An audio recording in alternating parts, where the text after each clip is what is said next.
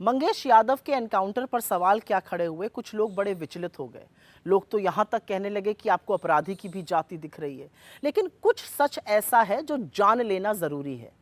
दिन था 28 अगस्त और दिन दिहाड़े सुल्तानपुर शहर में मशहूर सर्राफ भरत जी ज्वेलर्स के यहाँ करीब 1.5 करोड़ रुपए की लूट हुई।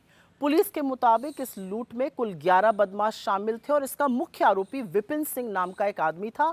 इस पर गुजरात से लेकर उत्तर प्रदेश तक 8 जिलों में लूट के, चोरी के, हत्या के प्रयास के, डकैती के करीब 36 मुकदमे दर्ज हैं। लेकिन विपिन सिंह बड़े नाटकीय तरीके से पुलिस को चकमा देता है और 4 सितंबर को जाके कोर्ट में सरेंडर कर देता है। लूट के 4 दिन बाद मतलब 2 सितंबर को पुलिस मंगेश यादव के घर पहुंचती है। आधे कपड़ों में लेटे हुए मंगेश को पुलिस रात के करीब 2 बजे अपने साथ लेकर चली जाती है। इसके 3 दिन बाद 2 को लेके गई, 3 दिन बाद 5 सितंबर की सुबह मंगेश को तथाकथित एनकाउंटर में मार दिया जाता है। एसटीएफ दावा करती है कि मंगेश के पास से 32 बोर की पिस्टल, 315 बोर का तमंचा, बाइक और लूटे हुए जेवर बरामद किए गए। अभी तक ये जेवरात कहीं दिखे नहीं है। इसके अलावा पुलिस जब मंगेश को अपने साथ लेके गई थी तब वो निहत्था था, ये उसके परिवार का कहना है। उसके पास कुछ नहीं था। इस घटना में शामिल 11 अपराधियों में से सिर्फ एक मंगेश यादव का एनकाउंटर किया जाता है, जबकि घटना में 3 सितंबर को सचिन सिंह, गोविंद सिंह और त्रिभुवन को मुठभेड़ में घायल करके गिरफ्तार कर लिया जाता है। इनमें से किसी की जान नहीं जाती है।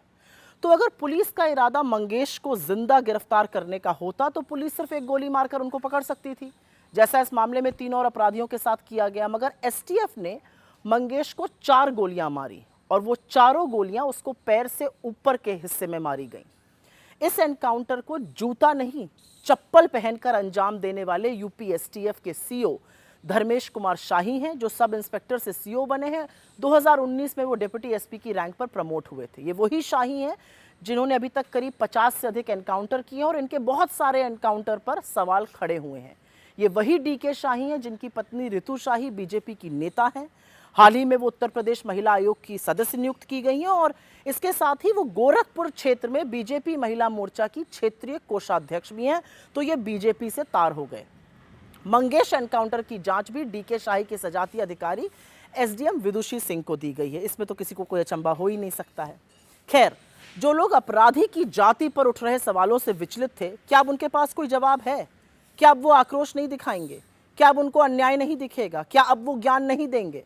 असलियत तो ये है कि आक्रोश दिखाने वाले लगभग सारे न्यूज रूम में दलितों, आदिवासियों और पिछड़ों का कोई प्रतिनिधित्व ही नहीं है। इक्का दुक्का कोई होगा तो वो कैमरा चलाता होगा, उसका ना शो की हेडलाइन से, ना न्यूज़पेपर की सुर्खी से, ना बनावटी आक्रोश से कोई लेना देना भी है। असलियत ये भी है कि आईना दिखाने पर बुरा लगना स्वाभाविक है, लेकिन सच से आखिर मुंह कब तक मोड़ा जाएगा? और कौन बताएगा कि 11 लोगों में एनकाउंटर सिर्फ मंगेश यादव का ही क्यों हुआ? कौन बताएगा कि डीके शाही के बीजेपी से जुड़े हुए तारों पर जवाब कौन देगा? कौन बताएगा कि चप्पल पहनकर एनकाउंटर कैसे किया जाता?